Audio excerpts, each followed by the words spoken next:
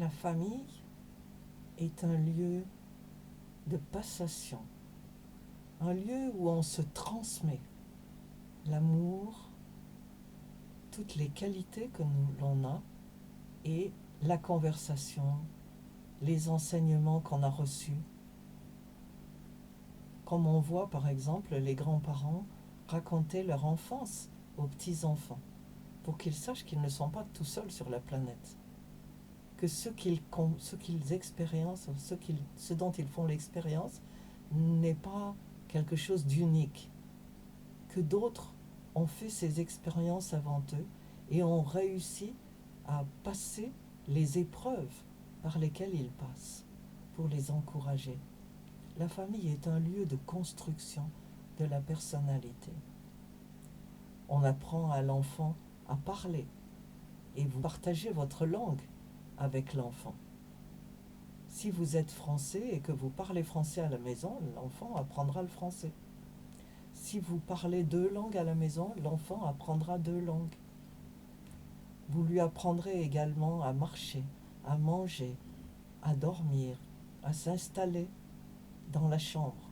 Vous allez lui apprendre comment étudier quand il grandit.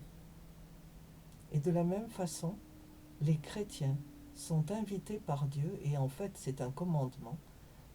Dieu nous demande de partager avec nos enfants ce que nous connaissons de Dieu. Nous devons inviter Dieu à la maison. Je n'ai pas grandi dans une famille qui faisait ça. Mes parents ne m'ont pas laissé d'idée de Dieu. C'est vrai qu'ils allaient à l'église, qu'ils nous encourageaient à aller à l'école du dimanche ou au catéchisme, comme on dit dans l'église catholique, mais par contre, je n'ai pas vu mes parents prier. Quelque chose manquait dans la maison, mais ils nous ont donné tout ce qu'ils connaissaient, tout ce qu'ils pouvaient nous donner. Heureusement, j'avais une grand-mère qui m'a partagé sa connaissance et son amour de Jésus. Quand nous nous sommes mariés, nous avons commencé une dévotion de famille 2 fois par jour. Et Dieu merci pour mon mari qui a organisé ça. Tous les matins à 5 heures, il fallait se lever tôt parce que les enfants partaient tous à l'école. 5 heures du matin, le matin, et puis le soir après le repas, toute la famille se réunissait, nous, nos enfants et tous les enfants confiés qui habitaient avec nous, qui vivaient avec nous, et on chantait ensemble, on lisait la Bible, on en parlait, et puis on partageait les expériences de la journée ensemble. Et grâce à cette expérience, quelques-uns des enfants qui vivaient avec nous, qui n'appartenaient pas à notre famille close, à notre petite famille, ont appris à connaître Dieu et sont devenus chrétiens. Vous devez non seulement faire ça, mais introduire les enfants à la conversation avec Dieu. Dieu est notre Père et par son esprit, il habite chez nous. On ne peut pas le traiter comme un étranger, comme quelqu'un qui ne peut ni parler ni écouter. Dieu écoute, Dieu entend, Dieu est intéressé, il fait partie de la famille et il est juste que nous parlions avec lui en présence de nos enfants pour le remercier, pour la personne qui vient d'apporter des fruits, pour le boueur qui vient de ramasser la poubelle, la vider, pour tout ce qui se passe. Souvent au Nigeria, on n'avait pas d'eau et tout le monde savait dans la famille que c'était Dieu qui nous donnait l'eau. Et quand c'était vraiment grave, on lui disait: Seigneur, on est absolument désespéré aujourd'hui. On a vraiment besoin d'eau ce soir. Merci de nous donner la pluie. Et quand la pluie arrivait, C'était une explosion de joie. Et on remerciait Dieu du fond du cœur. Ce n'était pas un accident. Tout le monde aurait pu dire ah, c'est normal, il pleut de temps en temps. Non. Ici, en ce moment, il n'y a pas de pluie. Il n'y a pas eu de pluie pendant plus d'un mois. Et on a prié tous les jours pour la pluie.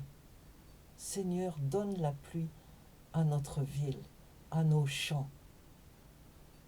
Toutes les choses se dessèchent. Partagez Dieu avec votre famille. Regardez ce que Dieu dit dans le Deutéronome. Il dit, ces commandements que je te donne aujourd'hui seront dans ton cœur. Tu les inculqueras à tes enfants. Tu en parleras quand tu seras dans ta maison, quand tu iras en voyage, quand tu te coucheras et quand tu te lèveras. N'oublie jamais ce que tes yeux ont vu. Ne les laisse pas sortir de ton cœur un seul jour. Enseigne-les à tes fils et aux fils de tes fils. Votre expérience, notre expérience, nous devons, au bonheur de nos enfants, de les partager avec eux. Si vous êtes rentré de voyage en bonne santé, ce n'est pas une coïncidence ou un accident. C'est que Dieu a protégé votre voiture, votre train, vos marches et vos courses. C'est Dieu qui nous donne l'intelligence des événements pour que nous comprenions ce qui se passe. C'est Dieu qui donne la victoire à nos enfants dans leurs examens. N'attendez pas qu'ils découvrent tout ça, parce qu'ils pourraient bien ne jamais le découvrir, surtout s'ils vivent toute la journée avec d'autres enfants qui ne connaissent pas Dieu. Dieu est au milieu de notre vie. Il est au milieu de nos conversations, il doit l'être. Parlez à vos enfants dans la journée. Remerciez Dieu avec eux. Faites leur part de tous les miracles que Dieu a accomplis dans votre vie individuelle, dans votre vie de couple, dans la famille. Appréciez Dieu devant eux, qu'ils sachent que c'est Dieu qui organise tout chez vous, que c'est Dieu qui tient votre famille ensemble, quand tant d'autres ont souffert des divorces, des séparations et de mauvais moments. C'est Dieu qui vous donne les finances pour pouvoir nourrir votre famille. C'est Dieu qui vous donne le travail que vous faites, l'emploi qui est le vôtre. Et quand vous n'avez pas d'emploi, demandez-en à Dieu, parce que c'est lui qui les donne. Et quelquefois, Dieu nous fait passer par des épreuves. Ça ne veut pas dire qu'il n'est plus là, qu'il a claqué la porte. Il est toujours là. Mais il faut parler avec lui, toujours. Et une fois par jour au moins, arrêtez-vous un moment et remerciez Dieu pour la journée que vous venez de passer, que vos enfants apprennent la reconnaissance et la protection de Dieu. Et finalement, Jésus lui-même nous y invite. Jésus, dans l'évangile de Luc, Matthieu et Marc, a appelé les enfants et il a dit « Laissez les petits-enfants venir à moi et ne les empêchez pas, car le royaume de Dieu est pour eux et ceux qui leur ressemblent. » C'est pourquoi les enfants sont invités à l'église avec les parents.